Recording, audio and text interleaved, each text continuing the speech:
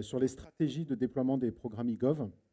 Je vous demande d'accueillir Monsieur Bamba Habib, directeur de la transformation du digital et des médias chez Orange Côte d'Ivoire. Je vous demande de lui faire un tonnerre d'applaudissements.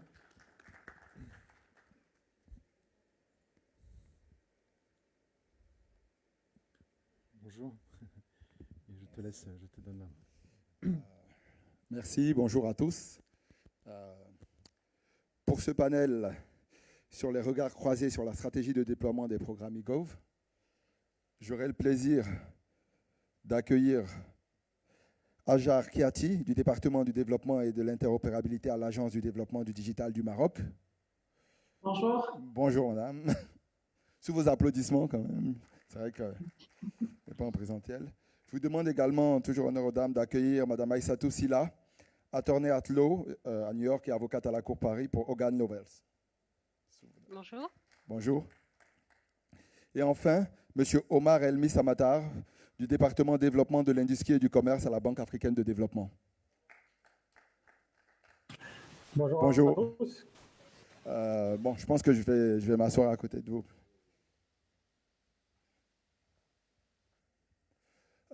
Donc, bonjour à tous ici dans cette salle et bonjour à tous ceux qui nous suivent en ligne. Je pense que M. Koné a fait une très belle introduction sur le sujet. Je pense que nous venons tous de vivre des mois assez particuliers avec cette pandémie mondiale, cette crise de la Covid-19 qui finalement nous emmène vers ce qu'on appelle une nouvelle normalité. Je pense que chacun, à nos manières, État, entreprise, citoyens, avons eu à nous adapter à ce contexte de crise et avons dû apprendre à nous réinventer. Et je pense que s'il y a l'un des enseignements principaux qui est ressorti finalement de cette crise et de cette transformation et de cette nouvelle normalité à laquelle nous faisons face aujourd'hui, c'est la nécessité finalement pour tous de s'appuyer finalement sur le digital, de s'appuyer sur le numérique pour faire les choses autrement. Le numérique, c'est vite avéré peut-être comme l'une des meilleures réponses pour justement faire face à des situations de ce type. Et donc très rapidement, chacun, et notamment les États, ont pris conscience de cette nécessité d'accélérer des programmes. Je pense que la plupart des États notamment ou des organismes avaient déjà toute une série d'actions, de feuilles de route et de plans pour accélérer la numérisation des organisations, pour accélérer le e-gov, voire le smart gov. J'aime bien parler de smart gov. La première personne que j'ai entendu utiliser cette expression, c'était M. Koné, qui nous avait fait une belle présentation au Bénin sur le sujet il y a quelques années. Et aujourd'hui, finalement, je pense que c'est intéressant de voir justement comment finalement nos différents organismes, comment nos différents États finalement utilisent cette nouvelle dynamique, cette nouvelle prise de conscience de tous, notamment au niveau des États, pour justement capitaliser et répondre à des problématiques réelles. Donc pour commencer, je vais donner la parole à Mme Kiati de l'Agence de développement du digital au Maroc. Et justement, pour pouvoir avoir peut-être juste rapidement, déjà pour permettre de vous présenter et pour vous permettre aussi peut-être de faire un petit état des lieux de la situation au Maroc et justement de comment vous avez vécu cette crise de la Covid. Oui, bonjour à tous. Donc, avant tout, permettez-moi de vous remercier pour votre invitation à cet événement qui rassemble des acteurs et des parties prenantes de l'écosystème digital africain.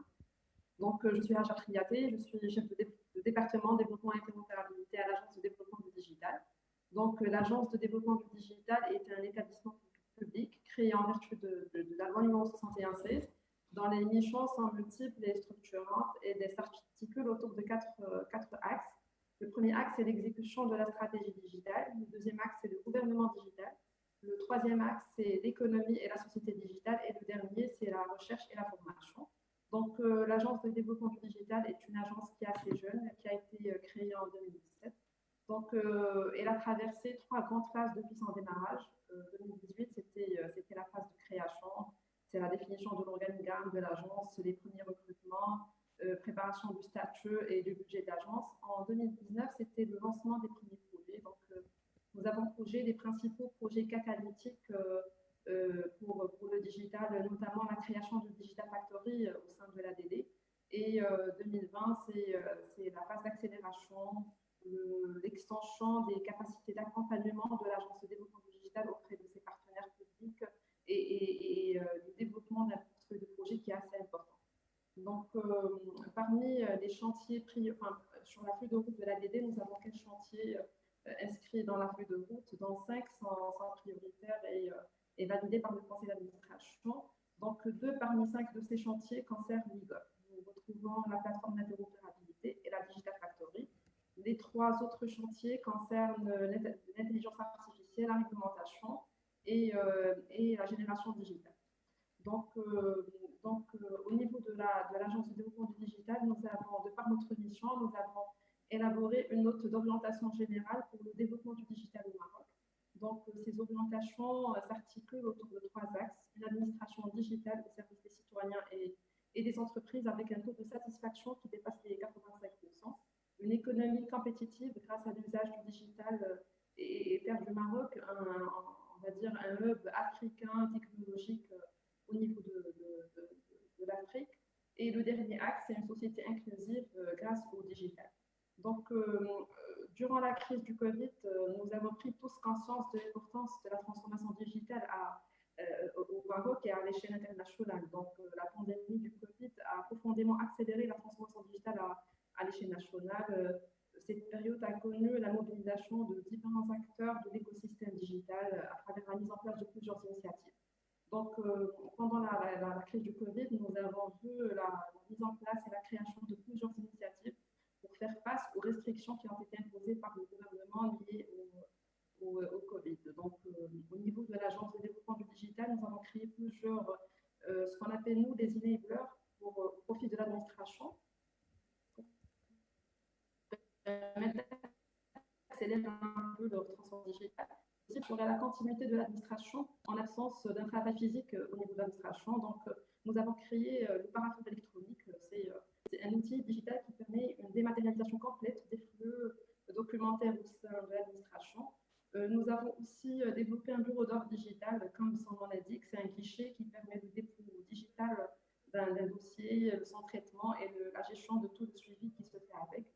Plusieurs autres solutions digitales ont été créées et développées durant la crise du Covid. Nous avons une application innovante, WeFightMa, qui a été créée et qui permet de faire le tracking des personnes en contact avec des personnes confirmées Covid. Nous avons aussi vu le développement de plusieurs services pour la justice. Nous avons vu la tenue de plusieurs procès en ligne, c'est-à-dire au niveau justice, il y a plus de 7000 décisions judiciaires qui ont été prononcées durant la crise du Covid en ligne, avec bien sûr toutes les garanties et la sécurité d'un procès équitable conformément à la législation en vigueur. Côté santé, il y a plusieurs services qui ont vu le jour, notamment des services de l'assurance maladie en ligne, de la téléconsultation en ligne pour permettre aux gens de faire une consultation à distance sans forcément se déplacer à un hôpital. Côté enseignement, on a eu aussi le développement de plusieurs plateformes pour permettre d'assurer la continuité de l'enseignement à distance.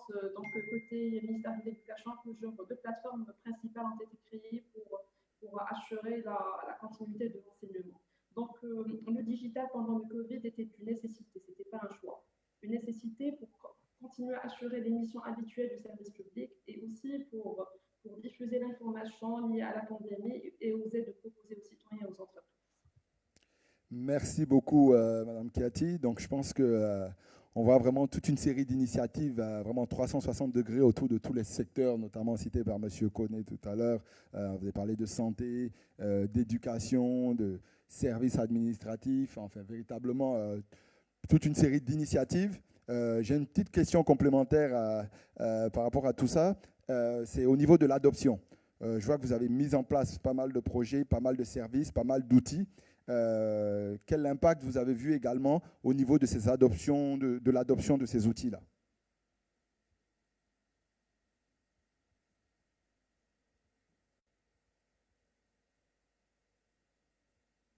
On ne vous entend pas par contre. Donc, pour les projets qui ont été développés par l'ADD, nous avons élaboré un plan d'accompagnement et de formation pour les administrations pour adopter ces outils digitaux et faciliter le travail quotidien à distance. Mais comme on le sait tous, l'être humain, il est naturellement résistant au changement. Donc, ce qui en résulte, que tout changement dans l'organisation du travail doit s'accompagner plus souvent dans un premier temps par une mise en place d'une démarche de gestion de changement dans tout le personnel, notamment les managers comme les employés, et de les impliquer dans tout le processus de changement.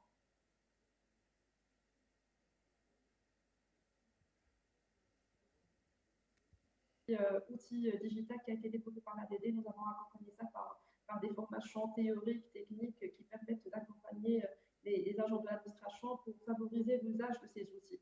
Et comme j'ai précisé tout à l'heure, pendant le Covid, c'était une nécessité d'adopter ces solutions. Ce n'était pas un choix pour assurer la continuité de l'administration. Du coup, les gens ils se sont retrouvés ouverts à l'utilisation et à la diffusion de ces outils. Ok. Merci beaucoup, Madame Cathy. Et puis, désolé pour les petits soucis de connexion qui peuvent arriver par moment ça et là. Je vais donner ensuite donc la parole à Madame Silla, avocate à la Cour, pour avoir peut-être votre vision à vous finalement de l'état de modernisation de nos administrations et peut-être de ce que vous voyez vous comme priorité. Excusez-moi, je n'ai pas suivi parce que ça a coupé pendant un moment. Ah, ok. Non, je vous disais déjà merci pour votre intervention et puis je m'excusais un peu justement pour les problèmes de connexion. Et là maintenant, on vous reviendra, mais je passais la parole à Madame Silla.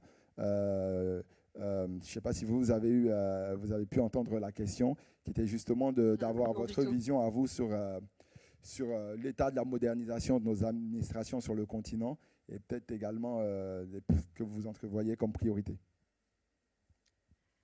Alors, sans prétention, hein, je vous parle d'Europe. Donc, sur le plan pratique, je ne vais pas me prononcer sur l'état actuel du continent, mais je vais plutôt dresser un gros trait. C'est qu'au sein même des administrations, la confiance au numérique n'est pas nécessairement là, même si le numérique est disponible. La réalité, c'est que lorsque le numérique est disponible, il n'est pas nécessairement fiable. Je vous donne un exemple. Vous trouverez souvent des administrations qui auront une adresse email de l'administration avec administration.com, mais ils vont préférer qu'on communique avec eux sur Gmail. Donc, il y a ce côté de confiance même au numérique. Ensuite, donc de ce point de vue, il y a certaines choses à faire. Et en termes de priorité, je pense que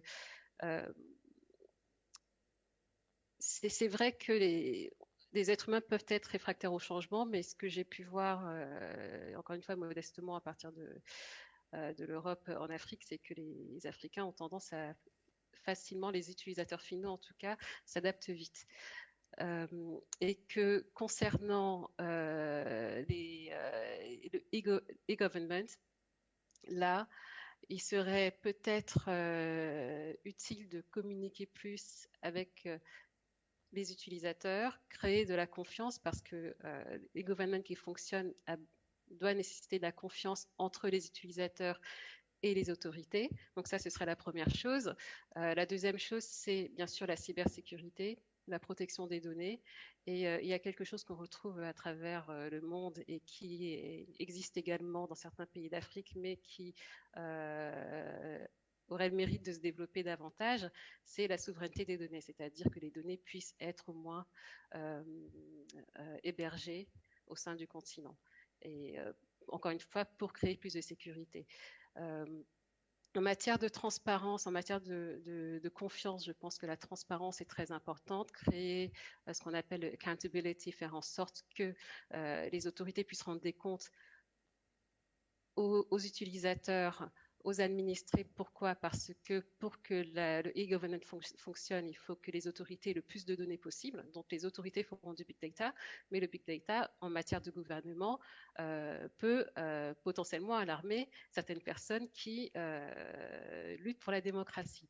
Donc, la confiance est très importante et la sécurité des données est très importante. Merci beaucoup, Amsila. Je pense que vous touchez du doigt des éléments importants. On a tendance, quand on parle d'e-government, à penser tout de suite à des services administratifs disponibles en ligne, etc. Mais la notion de responsabilité, la notion de transparence des États, la notion de sécurité, ce sont des éléments clés également sur lesquels on reviendra sans doute très rapidement. Je vais donner maintenant également la parole à M. Samatar de la Banque africaine de développement. Bonjour M. Samatar, je vais vous laisser peut-être présenter un peu, vous présenter vos activités, mais surtout voir avec vous peut-être ensuite quelques projets ou les initiatives justement pour lesquelles la banque donc accompagne éventuellement les États du continent en matière d'e-gov. Je vous laisse la parole. Ok, bonjour à tous. J'espère que vous me recevez. Alors, j'ai l'honneur de représenter ici la Banque africaine de développement, qui est la première institution financière du continent. Nous avons donc un certain nombre de projets sur lesquels nous travaillons. Nous avons un cadre stratégique maintenant bien connu à travers les 5 priorités de la banque, les 5 principales priorités de la banque. Alors, où est-ce que le digital se retrouve parmi ces 5 priorités qui sont alors l'énergie, l'agriculture, l'industrialisation, l'intégration africaine et l'amélioration des conditions de vie des populations de notre continent. Alors, le digital, comme vous le savez, c'est un secteur transversal, donc il se retrouve un peu partout dans tous ces axes prioritaires. Donc, concrètement, au niveau de la Banque africaine de développement, nous finançons des projets d'investissement. Nous finançons également des assistances techniques. Alors, quelle est la différence? Les assistances techniques, c'est pour développer des stratégies, des politiques, des études de faisabilité. Et les investissements, c'est pour réaliser les projets qui, a priori, d'abord passent par l'étape des études de faisabilité. Alors, présentement, donc déjà, personnellement, donc je travaille au sein de la division en charge de développement du digital, TIC. Donc, nous sommes dans le département du développement du commerce et de l'industrie. Nous avons donc un certain nombre de projets à la fois nationaux, régionaux et multinationaux sur lesquels nous travaillons. Je vais citer 2 en particulier en termes de projets d'investissement. Nous avons le projet de la dorsale d'Afrique centrale à fibre optique, donc le projet CAB, dans lequel la banque investit présentement dans ses composantes du Cameroun, du Congo et de la RCA. L'objectif étant, conformément aux recommandations du plan de développement des infrastructures en Afrique, le PIDA, qui recommande en termes de connectivité pour que les pays africains aient chacun au moins 2 liaisons terrestres à fibre optique avec ses pays voisins pour éviter de se retrouver dans des situations où, en étant même un pays côtier qui a accès à un câble sous-marin, on se retrouve déconnecté du monde s'il y a une avarie technique sur ces câbles sous-marins. Donc, l'objectif du projet CAB, dans sa première phase que nous finançons actuellement, c'est d'interconnecter le Cameroun, la RCA et le Congo-Brazzaville d'ici la mi-2020. Alors, c'est des projets qui ont commencé il y a quelques temps. Et donc, l'objectif, c'est d'inaugurer ces interconnexions entre ces 3 pays d'ici la moitié de l'année, d'ici, disons, juin-juillet 2021. Alors, c'est des projets qui intègrent à la fois des aspects infrastructurels, donc j'ai cité fibre optique, dans chacun de ces 3 pays. Donc, on parle en moyenne à peu près 1000 km de fibres pour les interconnecter les uns aux autres. Alors, dans certains pays, nous sommes allés un peu plus loin à travers la construction et l'opérationnalisation de data centers, notamment en RCA. Et c'est sujet ici, hein, de parler de la souveraineté de nos pays, parce que digitalement, il ne faut pas qu'on soit colonisé, hein, et donc il faut que les données stratégiques de nos pays restent sur le continent, c'est important. Donc, nous investissons dans les infrastructures également de stockage.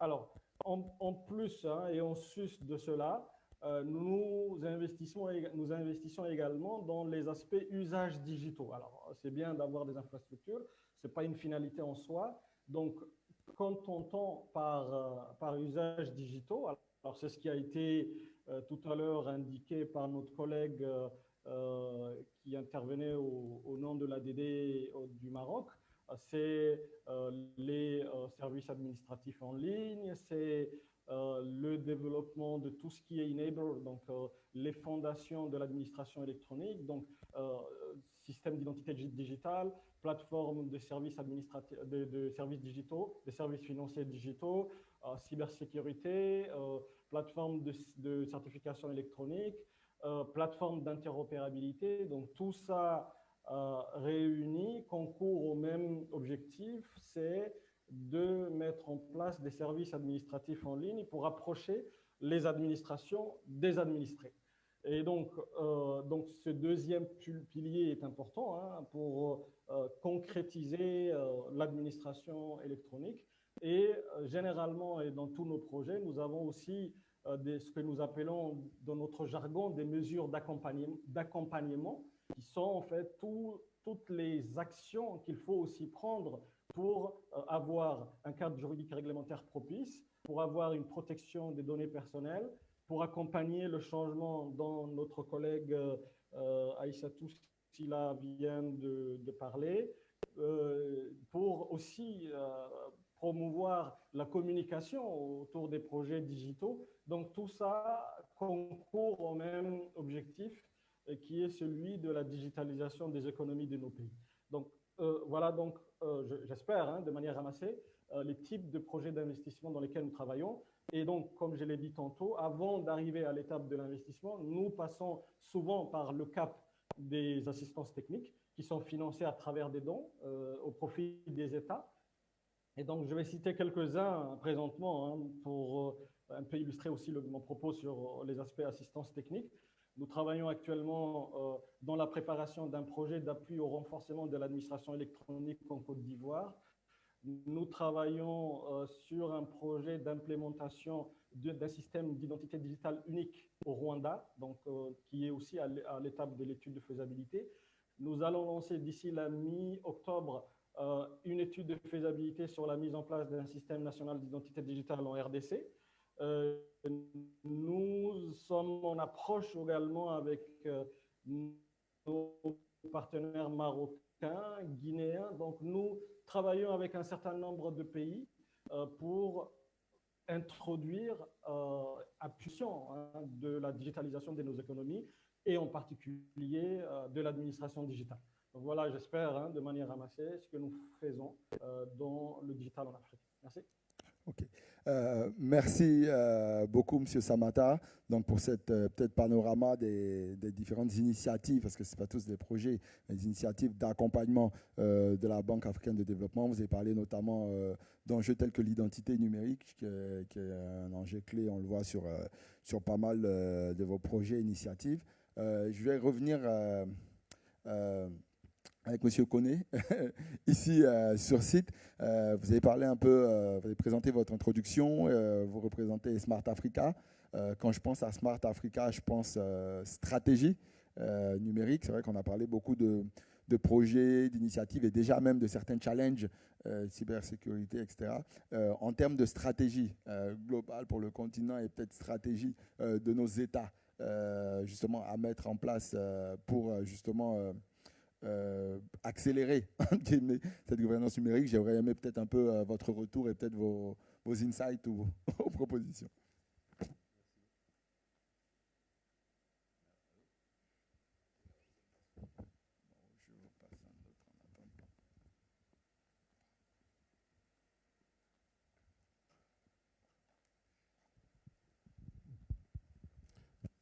Merci beaucoup. Attendez, d'accord. Merci beaucoup, M. Bamba. Merci pour la question. Au fait, quand on parle de la stratégie, M. Samatar vient de décliner les différentes interventions de la Banque africaine pour le développement au niveau des différents pays, Cameroun, Congo, Rwanda, Côte d'Ivoire. Et on a été le compatriote du Maroc. Ce qui est important à savoir stratégiquement, et comme en tant que Smart Africa, nous l'avons toujours dit, si aujourd'hui nous tous nous reconnaissons que les piliers de l'économie numérique sont au niveau des 5, bon, 5, tout le monde le sait, on parle de gouvernement numérisé, les entreprises numérisées, on parle de l'infrastructure, on parle de l'entrepreneuriat axé sur l'innovation et on parle de compétences numériques. Moi, je pense qu'il y a un pilier essentiel qu'il faut ajouter, qui est la gouvernance de la transformation numérique. Les investissements qui sont faits par la Banque mondiale, par les partenaires de développement, ça doit trouver que les États, au niveau stratégique, sont vraiment prêts pour accueillir ce genre d'investissement et de les gérer correctement. Au niveau du Smart Africa, c'est là où nous voyons la différence entre le progrès d'un pays et les autres pays, que ce soit les pays lésophones, anglophones ou francophones. C'est que quand le développement socio-économique est axé sur l'économie numérique, on voit rapidement un progrès qui est vraiment naturel. Mais la plupart des gouvernements, ça ne s'arrête pas seulement à l'Afrique, même en Europe. Quand on parle de Digital ID, l'identité numérique aujourd'hui, j'ai été en Allemagne plusieurs fois. L'Allemagne n'a pas l'identité numérique partout jusqu'à présent. Mais l'Afrique, nous nous sommes embarqués sur cela. Mais c'est pour dire, faire comprendre, c'est-à-dire nous ne devons pas copier, par exemple, ce n'est pas du copier-paste, copy-paste, comme on l'a appris du temps du colon. L'Afrique peut faire un saut numérique tout en embrassant les innovations technologiques. Mais la stratégie primaire d'abord qui est fondamentale est que la gouvernance de la transformation numérique en Afrique n'est pas vraiment très bien compris. Sinon, si c'était bien compris, toutes ces initiatives de la BAD ou alors des partenaires de développement devaient être canalisées dans un projet structurant. Samatar a parlé par exemple de l'infrastructure, des investissements qu'ils font au niveau de Cameroun, Congo et autres. Nous avons ça au niveau de Smart Africa que nous appelons le projet de phare de la Guinée avec Smart Africa. On appelle ça Intra-Africa Connectivity. Il s'agit de quoi par exemple? C'est le projet qui va interconnecter tous les backbones. Chaque pays africain doit être connecté à son voisin. Et ça revient à ce que Mme Sida vient de dire par rapport à la souveraineté de données. Pourquoi nous voulons cela? Parce que la réalité est que, la réalité douloureuse, l'économie numérique aujourd'hui, selon les statistiques, 68% est contrôlée par les Américains et 22% contrôlée par les Chinois. Et les deux ensemble, ça forme 90%. Le reste du monde se partage des 10%. Et l'Europe prend sa part de 3,8% et l'Afrique prend sa part de 1,3%. Ça, c'est la nouvelle colonisation. Alors, si, pour contrer cette colonisation, parce que la colonisation des données, c'est une colonisation infinie. Ce n'est pas lié aux ressources naturelles qui est limitée. Non, non, non. C'est-à-dire, pour prendre des stratégies, des décisions et des stratégies appropriées, il faut vraiment que l'économie numérique soit axée, soit exactement au centre de développement socio-économique. Ça, c'est notre stratégie, c'est la grande photo. Et surtout qu'en 2021, nous partons pour la ZLK, la zone libre d'échange continentale. Comment l'Afrique peut s'intégrer en tant qu'un pays, le continent peut devenir un pays bien intégré sans être vraiment connecté. Et là, il s'agit, vous qui venez des opérateurs, il s'agit de KYC. La différence entre un Camerounais et un Ivoirien, c'est qui es-tu? Know your customer ou bien know your citizen. Comment est-ce que nous allons faire ça si nous ne sommes pas intégrés par rapport aux fibres optiques et les applications et tout, surtout l'identité numérique. Et chaque fois quand on touche l'identité numérique, ça devient un truc très très sensible. Mais je pense que c'est un peu mal compris. Quand on dit de l'identité numérique, il ne s'agit pas de l'identité biométrique, carte d'identité, ou alors l'implication de Smart Africa ou les autres institutions dans les décisions des souverains des pays. Non. Il s'agit, si l'État ne fait rien, aujourd'hui, si vous prenez un pays comme un pays X, par exemple, je ne dirais pas de nom, si vous trouvez que la population est 30%, 30 millions de population, et vous allez trouver que les gens qui ont les identités biométriques, ça ne dépasse pas 10 millions. Mais pourtant, les opérateurs, par exemple, de téléphonie ou les opérateurs des applications sont en train d'avancer dans les services commerciaux. Les services commerciaux, mais et les 22 millions autres qui sont restés, ce n'est pas inclusif. Donc, c'est pour l'État de faire un partenariat public-privé, on appelle ça les 4P, Public Partner People, Public-Private People Partnership. C'est-à-dire, c'est un partenariat qui est axé sur l'usager et permet à l'usager d'utiliser une identification. Nous parlons des services du gouvernement, mais vous allez login avec quoi? Avec un Yahoo ou alors avec un Gmail? Et ça pose problème. Donc, tant que l'État ne rentre pas dans un partenariat avec le secteur privé axé sur l'usager pour permettre à l'usager d'avoir un numéro d'identifiant unique pour avoir accès aux services qui sont développés par le secteur privé, mais nous n'allons pas avancer. Merci. Merci beaucoup, Monsieur Koné. J'aimerais peut-être avoir un retour rapide de Monsieur Sabatar de la Banque africaine de développement sur ce sujet justement de partenariat public-privé. Je pense que la Banque africaine de développement est un acteur important en ce sens. Et justement, quel retour vous faites justement sur le type de partenariat en faveur du numérique? Oui, donc avant d'aller plus loin sur ce sujet, je voulais un peu revenir sur la question fondamentale de la donnée. Donc on parle beaucoup de souveraineté digitale.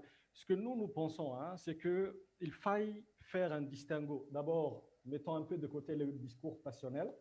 Donc, certes, nous avons des problèmes devant nous, mais les solutions aussi existent. Donc, il faut dissocier deux choses. Il faut dissocier les données stratégiques de souveraineté, qui, elles, doivent rester sur le continent, et les données qui ne sont pas sensibles et qui peuvent, à la rigueur, se retrouver dans des clouds, qu'ils soient situés sur le continent ou ailleurs. Ça ne pose pas de problème. C'est juste, en fait, des business cases qu'il faut étudier au cas par cas et surtout essayer d'éviter de généraliser. Donc, ce qui est important, c'est déjà de faire une analyse de qu'est-ce qui est sensible, qu'est-ce qui relève de la souveraineté de nos États et qu'est-ce qui ne l'est pas. Et ensuite, à partir de là, essayer de voir où est-ce qu'on héberge ces données-là en fonction de leur sensibilité. Ça, c'est le premier point.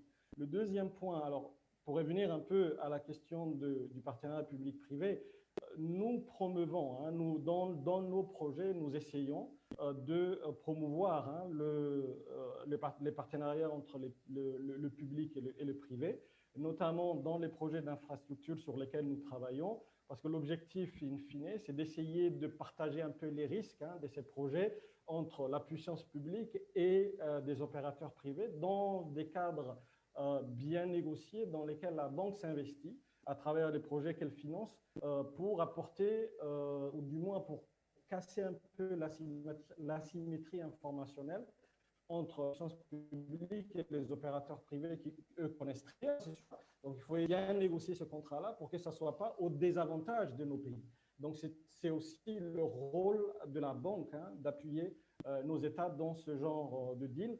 Donc, nous avons un certain nombre de projets que j'ai évoqués tout à l'heure, dans lesquels il y a des partenariats publics-privés qui sont en cours de montage, à la fois pour la gestion, la commercialisation, l'extension même des fois des infrastructures prévues, selon que ce soit simplement de contrats dans le cadre, en fait, dans les PPP, vous avez différents types de PPP. Soit ça peut être juste un contrat de service, soit une délégation de service public, soit aller carrément à une concession en bonne et due forme à travers la mise en place d'une SPV. Donc, c'est au cas par cas que nous étudions et que nous appuyons nos États. Et dans tous les projets d'infrastructure sur lesquels nous travaillons, c'est une option que nous avons envisagée avec nos partenaires qui sont en particulier les pays bénéficiaires. Voilà. Merci. OK. Merci, Monsieur Samata. J'aimerais revenir vers Madame Silla. On a beaucoup parlé du sujet de la donnée, du sujet justement de la gouvernance des données, du cloud. Vous qui êtes justement avocate à la Cour, je pense que vous êtes bien placé pour revenir justement sur peut-être votre vision par rapport justement à cette problématique-là. Alors, en général, les données personnelles qui sont traitées par les gouvernements et les services publics et les données personnelles qui sont traitées par d'autres tiers, on va dire, ne sont pas sujettes aux mêmes règles. Il y a des règles qui sont assez spécifiques. Il y a énormément d'exceptions, on va dire, qui sont faites pour les gouvernements. Concernant les gouvernements, les lois existent, hein, les lois existent, donc je pense que les harmoniser ou ne pas les harmoniser, le plus important c'est de les respecter, parce qu'il y a énormément de lois, mais si les lois ne sont pas mises en œuvre, là ça peut causer un problème. Il peut y avoir ce qu'on peut appeler une inflation législative, mais encore une fois, la mise en œuvre peut poser problème. Donc ça, c'est la première chose. La deuxième chose, c'est que je pense que du point de vue des gouvernements, la politique du gouvernement est plus importante que la rédaction de loi ou la mise en œuvre de loi. Pourquoi ? Parce qu'il y a énormément de communication à faire. Comme l'a dit Samatar, il est très important d'être mesuré dans les mesures qu'on souhaite prendre. C'est-à-dire qu'il y a ce concept de minimisation des données, ne pas prendre des données qui ne sont pas nécessaires, parce que les gens peuvent se méfier très rapidement. Et il peut facilement y avoir de la désinformation sur ce que souhaite faire un État. Donc, comme M. Koné l'a dit, on n'est pas nécessairement obligé de faire de la biométrie en faisant du e-government. Ce n'est pas nécessairement ça. On peut avoir des données minimales, on peut avoir un ID qui est très simple, mais la communication vis-à-vis du gouvernement et des administrés doit être présente. Et là, actuellement, ce n'est pas le cas. Il faut vraiment qu'elle soit présente et incessante pour créer cette confiance et bien sûr une transparence sur de quelle manière les données sont traitées, où est-ce que les données vont être hébergées et surtout ce que les gouvernements vont faire et ne pas faire avec ces données. Donc on sort un peu du cadre législatif, c'est appelons ça de la com, mais je pense que c'est très très important pour que ça puisse fonctionner dans des États où il y a souvent des défiances vis-à-vis des gouvernements, en tout cas pas la confiance qu'on peut retrouver dans un pays comme l'Estonie par exemple. D'accord. On a parlé un peu enfin, on a l'impression en fait que tout le monde est particulièrement sensibilisé et que tous nos États en tout cas sont en pleine marche vers justement cette transformation par le numérique, pour tous les services, pour affecter tous les secteurs de l'économie. Après, on regarde des chiffres, on regarde des benchmarks. Je regardais par exemple, puisque là on parle d'e-government, la dernière, le e-government survey des Nations Unies dans le cadre du e-government development index, donc le GDI pour 2020, donc sorti en juillet. Et je voyais que, une fois de plus, les pays africains, sur les différents indicateurs, infrastructures, services, etc., restaient à la traîne. Sur 7 pays, 7 pays sur 8 les moins bien classés sont des pays africains.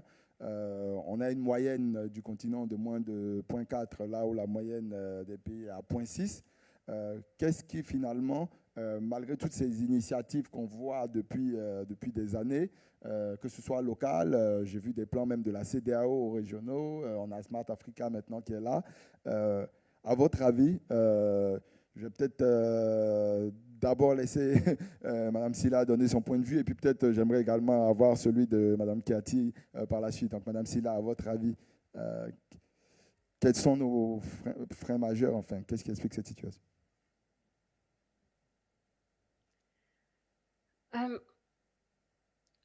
Je pense que je pense que c'est le frein qui existe, c'est un frein que les États ont réalisé, que Smart Africa a clairement réalisé, c'est la coopération panafricaine.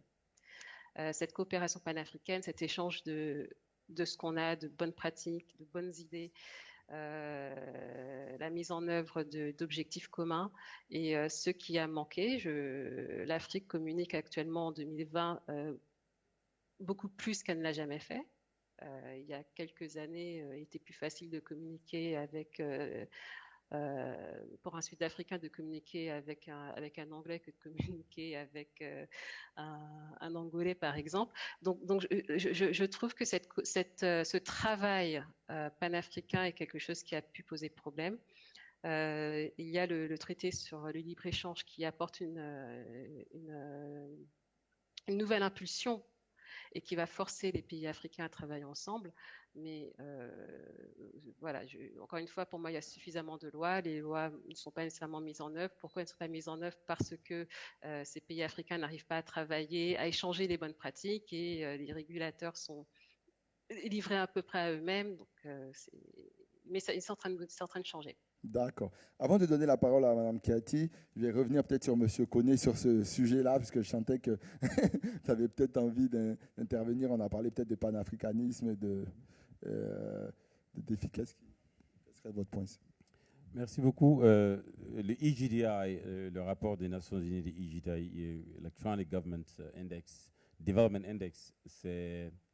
Oui, effectivement, votre qualification que les pays africains sont un peu à la traîne. Oui, mais quand même, ils sont à la traîne. C'est quand même aussi, le tableau n'est pas aussi sombre que ça. Mais ça dépend, c'est relatif. Et quand on prend les pays qui sont aujourd'hui en avance en Afrique, dans le contexte africain, relativement aux pays africains, il y a beaucoup de pays qui ont fait beaucoup de progrès. Mais comparé aux autres pays, par exemple, de l'Amérique du Nord et de l'Europe, on trouve qu'on a la traîne. Et très simple, ça revient à quelque chose que j'ai dit fondamentalement. L'Afrique, aujourd'hui, jusqu'à présent, nous traînons toujours derrière la troisième révolution industrielle, qui est la transformation de matières premières. Nous allons vers la quatrième révolution industrielle. C'est complètement différent de ce que nous vivons. Parce que la quatrième révolution industrielle, c'est la gestion des données, la souveraineté et protection des données personnelles. Et tant que nous ne prenons pas notre courage et mettre cela au centre de notre développement socio-économique, nous ne pouvons pas point. Et je viens de le dire, 90% de l'économie numérique est contrôlée par la Chine et les États-Unis. Ça doit nous réveiller. C'est une réalité. Il ne s'agit pas de transformation de cacao ou alors de café ou alors de mangue. Il s'agit là de la transformation des données. Et ce qui est très important, parce que c'est quelque chose que nous ne voulons ou pas, ça va arriver. C'est une question de temps. Donc, quand le gouvernement, très peu des pays africains prennent vraiment le numérique en compte, et j'ai dit ça clairement, et je l'ai déjà dit même devant les chefs d'État, et ce qui est très clair, parce que je suis payé pour ça. Parce que tant que nous ne prenons pas la stratégie de l'économie numérique au centre, par exemple, de notre développement socio-économique, nous n'allons pas avancer, parce que c'est une manière différente de voir les choses. Les gens considèrent, par exemple, l'économie numérique comme un secteur, comme la santé, comme le transport. Non. L'économie numérique est le secteur. Il n'est pas un secteur comme l'agriculture, la santé, non. Puisque l'agriculture a besoin de l'économie numérique. La santé a besoin de l'économie numérique. Le transport a besoin de l'économie numérique. L'éducation, dis-moi, quel secteur qui n'a pas besoin de l'économie numérique? Aujourd'hui, nous vivons un moment aujourd'hui de pandémie de Covid-19. Seul moyen de vraiment pratiquer la distanciation sociale, c'est l'économie numérique. Donc, c'est ce qu'il explique exactement quand on regarde les EGDI, par exemple, qui reportent les pays africains sont toujours. Mais quand on regarde, bon, il y a beaucoup de choses qui sont positives, par exemple. Il y a quelque chose. Les ingrédients à venir en 2025 et 2030, ça positionne l'Afrique à une meilleure position, mais à condition. Les ingrédients, c'est quoi? La jeunesse. Nous avons plus de 800 millions de populations qui ont moins de 30 ans. Ça, c'est la matière première. Et la seule chose que Dieu a distribuée équitablement, c'est-à-dire, c'est le brain. Mais Dieu a fait que, par exemple, en Afrique, on se trouve, la plupart de ces brains, le cerveau qui est jeune, se trouve en Afrique. Mais on ne peut profiter de cela que si vraiment nous prenons nos responsabilités en main. Merci beaucoup, M. Koné. J'avoue que c'est ce que j'avais un peu envie de vous entendre dire. Le rapport le montre clairement. Hein. Tous les pays, même les moins développés, ont fortement progressé. L'étude se fait tous les 2 ans. Si on regarde par rapport à 2018-2016, ont fortement progressé. Mais pour justement aller plus loin, on a besoin de sentir, moi, comme vous, j'ai un passé de consultant, on a été sur des programmes nationaux et on a besoin on ne sent pas parfois suffisamment. C'est-à-dire qu'il ne suffit pas de dire j'ai fait 1 ou 2 services, j'ai une des actions d'un ministère parmi 30 ministères. Non, il faut sentir que cette transformation numérique est au cœur de toute la stratégie nationale et impacte tout et que c'est vraiment un enjeu clé. Pour terminer ici, peut-être prendre une question du public, je vais finir avec Madame Kiati. Vous avez inauguré et présenté beaucoup d'ailleurs de belles initiatives sur tous les secteurs. J'aimerais savoir justement à votre niveau, pour atteindre justement les différents objectifs, quels sont peut-être les freins, les points de blocage que vous voyez, les enjeux peut-être sur lesquels il faudrait justement travailler pour atteindre justement tous ces objectifs dont on parle. Oui, merci pour cette question pertinente. En fait, le e-gouvernement est en marche au niveau national et continental, mais comme vous avez dit, le GDI reste faible par rapport aux autres continents. Et c'est lié forcément à l'indice des services en ligne. C'est-à-dire au niveau continental, on a toujours un indice de services en ligne qui reste faible par rapport aux autres continents. Donc, les freins, c'est plutôt la manière de concevoir et de développer des services en ligne. On ne place pas le citoyen au centre de la réflexion. Donc, l'une des explications avancées pour cette faible adoption des services publics en ligne, c'est qu'on les considère comme un simple projet de digitalisation de process.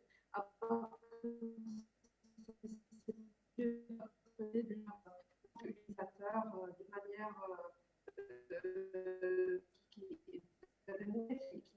qui adopte une réforme de la digitalisation de cette manière. Simplifier les process, cette administrative de digitaliser le process est équilibré. On a aussi l'approche de fonctionnement au niveau administration. Tout le monde parle digital, tout le monde parle de transformation digitale, mais on constate qu'on adopte toujours l'approche en silo. On retrouve toujours des initiatives locales individuellement prises par chaque entité, ministère, collectivité locale ou autre. Donc, alors que ces e-services doivent être pensés de manière assez commune en adoptant des technologies et des approches méthodologiques qui sont assez nouvelles. Par exemple, au niveau de la Digital Factory et de l'ADD, nous avons créé une Digital Factory dont l'objectif est de développer et de créer des projets utilisateurs qui sont centrés citoyens et entreprises. L'idée est d'adopter le design thinking, des méthodologies agiles qui permettent de mettre le citoyen au centre de la pensée et de la réflexion. Nous avons aussi, parmi les freins, c'est l'approche normative. C'est-à-dire, on pense à la digitalisation comme étant un projet informatique qui permet de définir un cadre technologique et organisationnel. Or les pays qui ont avancé dans la digitalisation, ils ont adopté l'industrialisation de la customisation. C'est-à-dire, on considère on considère ce qu'on appelle la plateforme, c'est créer une plateforme où l'État joue un rôle d'orchestrateur et de fédérateur de tout l'écosystème digital et qui met à disposition de toutes les parties prenantes, citoyens, entreprises, administrations, organisations, les ressources technologiques nécessaires et opérationnelles pour innover et développer des services en ligne en faveur du pays et du citoyen. Donc voilà, c'était parmi les principaux freins. Nous avons aussi la réglementation qui, bien sûr, on est en train de mettre en place des plateformes, on est en train d'instaurer l'interopérabilité qui est la base de la simplification des procédures, mais tout ça doit être accompagné par une réglementation convenable qui permet d'édicter les nouvelles règles et instaurer des nouvelles lois qui s'adaptent aux e-services administratifs. Merci beaucoup, Madame Voilà. Kiati. Merci à tous les intervenants. Je me tourne vers le maître de cérémonie. Je ne sais pas s'il nous laisse le temps pour une ou deux questions du public. Oui. Ok, parfait. Parce donc on va vous tendre le micro pour si vous avez des questions pour l'un de nos intervenants.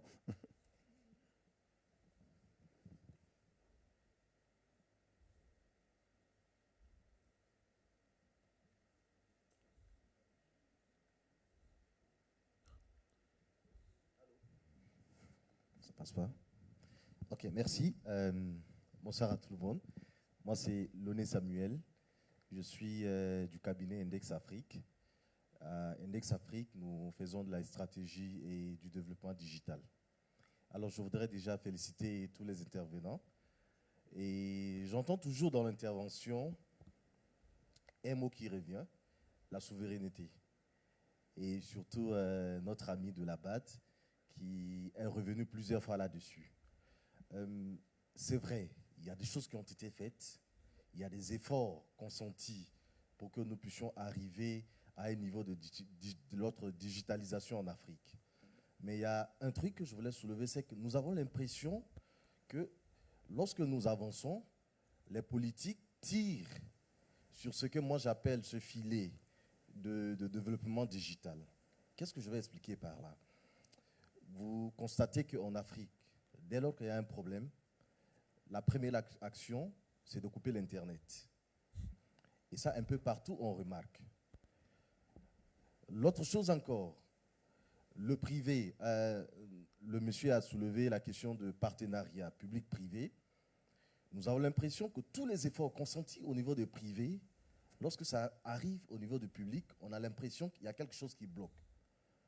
Alors, je me pose toujours la question de savoir, est-ce qu'on n'a pas besoin d'impliquer les politiques dans cette histoire de développement digital, de transformation de l'Afrique? Parce que tant que les politiques ne se verront pas concernés, ils diront peut-être que nous sommes en train de faire quelque chose qui ne les concerne pas, d'où la question de la souveraineté des nations. Merci.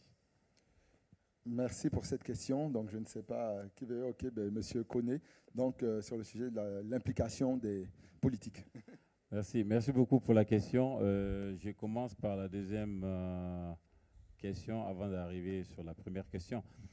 Au fait, quand vous dites il faut impliquer les politiques sont impliqués, même dans le pays où vous vous trouvez. Je vais vous dire par exemple un exemple. La création même des Landes Sud, c'est la politique qui l'a créé, des services universels.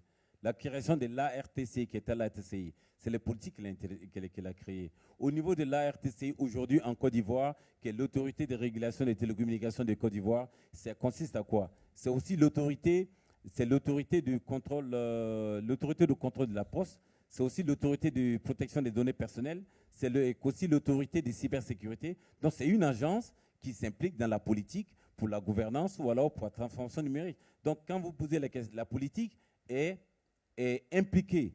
Mais nous, au niveau des Smart Africa, nous trouvons, la politique peut être impliquée au niveau des agences, mais vous savez, la transformation numérique, c'est comme quand vous allez dans un concert de symphonie. Quand vous allez dans un concert de symphonie, il y a des trompettes, il y a des guitaristes, et il y a quelqu'un qui a le bâton.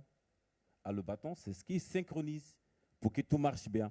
Alors, vous pouvez avoir toutes ces agences, quand ce n'est pas harmonisé au niveau de l'État par rapport à la gouvernance, alors c'est ce qu'on dit souvent ici en Côte d'Ivoire, quand la danse est plus rapide que la musique, ça se gâte. N'est-ce pas? Et donc, c'est tout ce que nous avons besoin. Les pliés, les agences, les lois, il y a des lois qui sont promulguées, il y a des lois qui ne sont pas promulguées. Sinon, les politiques, que ce soit en Côte d'Ivoire, que ce soit Bénin, que ce soit au Ghana, que ce soit au Rwanda, les politiques sont impliquées. Mais comment gouverner la transformation, c'est ce qui fait comprendre, ça donne la perception que les politiques ne sont pas impliquées. Bon, quand vous dites, oui, la première question, quand il y a un problème, l'Internet se coupe, il faut dire que, ça je peux le dire et je l'assume, l'Internet, l'ouverture et la liberté de l'Internet est très très mal compris en Afrique. Les gens doivent utiliser l'Internet pour se développer. Ils ne doivent pas utiliser l'Internet pour se gâter. Nous voyons beaucoup de violence aujourd'hui sur les réseaux sociaux. Nous voyons beaucoup de violence, appel à la manifestation dans tel pays, en Turquie, en Arabie Saoudite. Mais pourquoi, même vous, quand vous allez aujourd'hui à Dubaï, pourquoi l'appel de WhatsApp ne sont pas permis? Et pourquoi quand vous achetez les iPhones, les produits de Apple au niveau de Dubaï, le FaceTime n'est pas impliqué? C'est la politique, parce qu'ils connaissent leur peuple. C'est tout ce que je peux dire à ce niveau. Mais je pense que nous devons utiliser la technologie et la liberté sur l'Internet pour se construire, mais pas pour se détruire. Merci. Merci beaucoup, M. Koné. Si on n'a pas d'autres questions, je vous propose de conclure ensemble, parce qu'on a un live juste derrière. OK, parfait. Non, moi, je vais juste vous dire merci pour ces échanges. Merci à Mme Kiati de l'Agence de développement du digital au Maroc. Merci à Mme Silla d'Ogan Lovels. Merci à M. Samatar de la Banque africaine de développement. Merci à M. Koné de Smart Africa avec nous. C'était un plaisir d'échanger autour de toutes ces initiatives. Je pense que l'Afrique est sur la bonne voie. On regarde des classements, on regarde des benchmarks, on n'est pas toujours là où on voudrait. On a eu la chance de voir les initiatives privées, publiques, l'environnement, les problématiques d'interopérabilité, les problématiques de sécurité. Et quand on voit aujourd'hui justement tous les États, toutes les organisations autour justement de vraies stratégies, autour de vrais plans d'action, autour de vraies équipes, autour d'agences nationales comme Part Africa, d'activités comme la BAD, je pense que les choses sont en train de se faire. La crise de la Covid a mis encore un coup d'accélérateur à tout le monde en termes de sensibilisation. Et je pense que quand on reviendra ici dans quelques années, on pourra vraiment profiter de toutes ces belles choses qui auraient été mises en place. Donc merci à tous et je vous demande d'applaudir tous les panélistes. Merci beaucoup. Merci beaucoup. Et moi, je rajouterais juste un petit mot avant de vous libérer, Habib. C'est vrai, c'est juste pour taquiner un petit peu.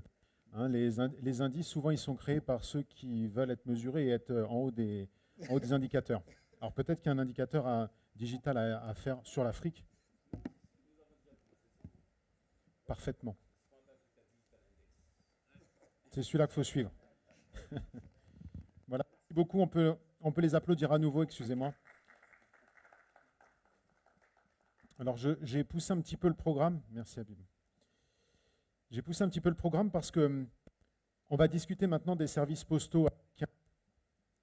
Alors souvent, les services postaux, ils sont publics, privés selon les pays. Mais en tout cas, ils ont un rôle sur lequel les États s'appuient